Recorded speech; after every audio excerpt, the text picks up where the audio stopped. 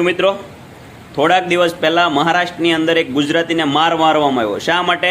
તો કે એને મરાઠી નથી આવડતી અને ગુજરાતી છે એના કારણે. તો આપણે તો છેલ્લા 5 વર્ષથી એક મરાઠી એક મહારાષ્ટ્રીયનને આપણે ગુજરાતના સર્વોચ્ચ પદ એવા પ્રદેશ પ્રમુખ તરીકે આપણે સહન કરીએ છીએ. કેમ આપણે કોઈ દી વિરોધ ન કર્યો? અને બાકી હતું તે ગઈકાલે મહારાષ્ટ્રથી અમદાવાદ વચ્ચેનો જે હાઈવે છે એની ઉપર એક ગુજરાતીની દુકાન હતી, એના શટરને તોડવામાં આવ્યું. એને ઉપરના જે એનો બોર્ડ મારેલું હતું એને પણ તોડી નાખવામાં આવ્યું અને કહેવામાં આવ્યું કે મરાઠી ભાષાને સર્વોપરી બનાવવામાં આવે. તો શું આ એ લોકોનો એક જાણી જોઈ અને ગુજરાતીને ટાર્ગેટ કરવામાં આવી રહ્યા છે એવું નથી લાગી રહ્યું?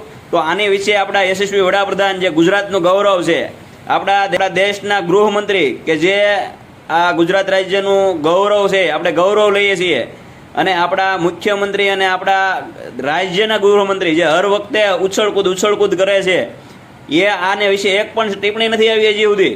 શું કરે? આપણે કોઈ ભાષા, કોઈ રાજ્ય, કોઈની સાથે આપણને કોઈ વાંધો નથી, કારણ કે આપણે તો અખંડ ભારત તરીકે આપણે જોઈએ છીએ. આપણો દેશ સર્વોપરી હોવો જોઈએ. પરંતુ આ અમુક નમાલાઓ અને અમુક નંગને કારણે આ થઈ રહ્યું છે, કારણ કે આની અંદર પણ એક રાજકારણ જ છે.